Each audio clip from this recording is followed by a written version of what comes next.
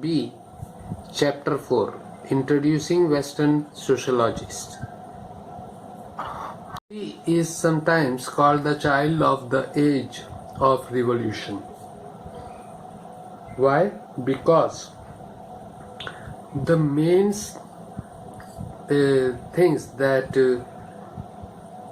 or the main causes behind the evolution of this social science, sociology, was the three main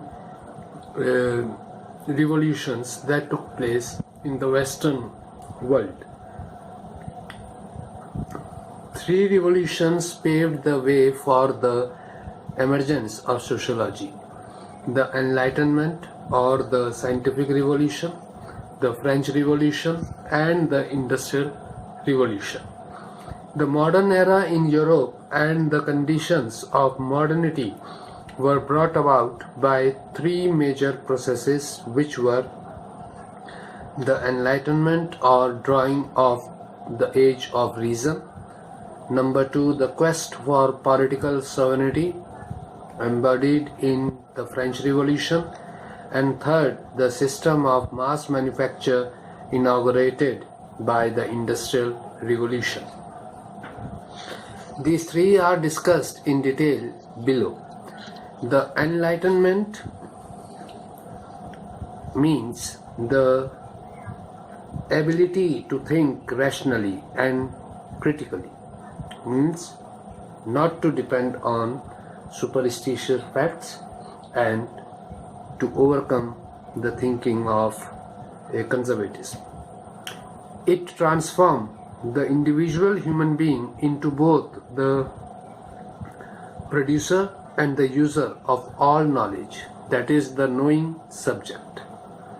Only persons who could think and give reason could be considered as a complete human being. So, the person who has the ability to think, thinking means generating new ideas and thinking about what is not present but can be brought into existence, and giving reasons is said to be a complete human being. For reasons to become the defining feature of the human world, it was necessary to displace nature, religion, and the divine acts of gods from the central position. And whatever previously the human beings were more religious, everything that they thought or that they believed were superstitious. So all these things have to be changed, and a person should behave in a rational and in a critical manner of thinking.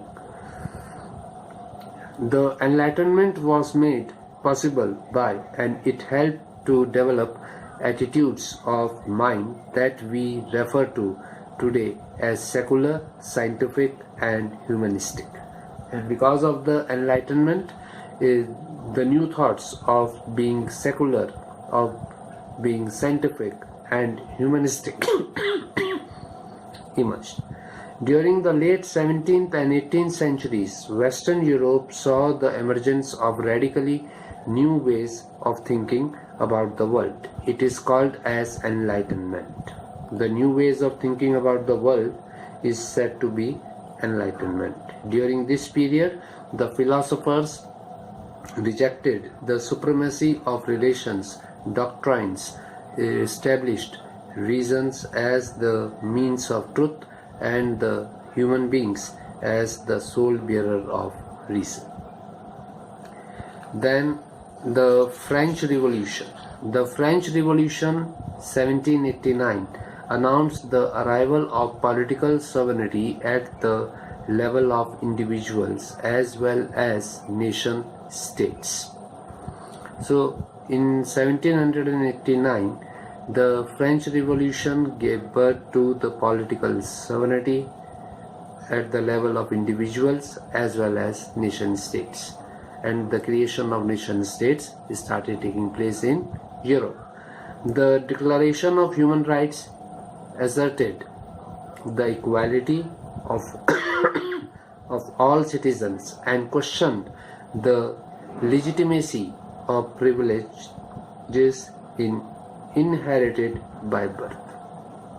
So, Declaration of Human Rights helped in providing equality to all citizens, and all the privileges inherited by birth were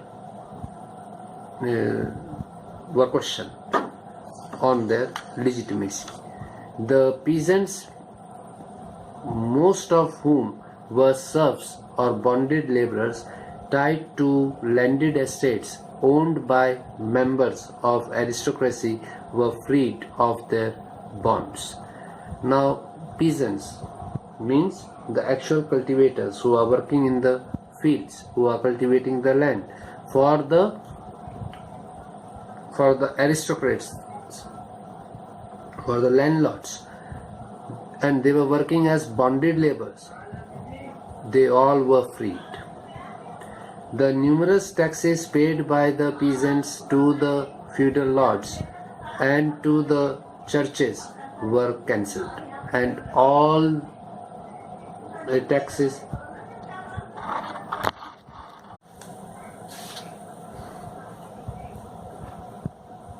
the state had to respect the privacy of the autonomous individuals, and its laws could not intrude upon the domestic life of the people. A separation was built between public realm of the state and the private realm of the household. Religion and the family became more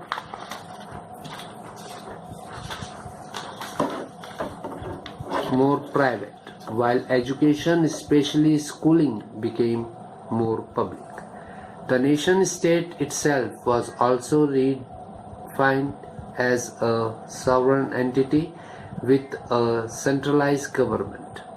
The ideals of the French Revolution, liberty, equality, and fraternity, became the watchwords of the modern state. Then the third revolution was the Industrial Revolution. The foundation of modern industry had two major aspects. Number one, the first was the systematic application of science and technology to industrial production, particularly the invention of new machines and the harnessing of new sources of power. So, the Industrial Revolution had two major aspects. The first was the application of modern science and technology to industrial production, so that the production of good quality and of large quantity can be made possible. Particularly the invention of new machines. New machines were invented, and the harnessing of new sources of power, and new sources of power like the hydro, your thermal, your nuclear, and so on, were being introduced. Secondly, the Industrial Revolution also evolved new way of organizing labor and markets on a scale larger than anything in the past. And when the new products will be produced, large quantity production will be held, then it is important to sell them in the market. And for this reason, a worldwide market approach was considered. Changes in the production system also resulted in major changes in social life. The factories set up in urban areas were manned by workers who were uprooted from the rural areas and came to the cities in search of work. So The industrial sector also brought changes in the social sector of the in the social life of the society. The factories set up in urban areas were resulted into the migration of the people in search of job from the rural to the urban areas where the factories were situated. Low wages at the factory meant that men, women, and even children had to work long hours in hazardous circumstances, and the wages that were paid to the labor were low. This resulted into more working hours for men, women, and even children in hazardous circumstances to make out a living. Modern form of governance with state assuming control of health, sanitation, crime control, and general development created the demand for new kinds of knowledge.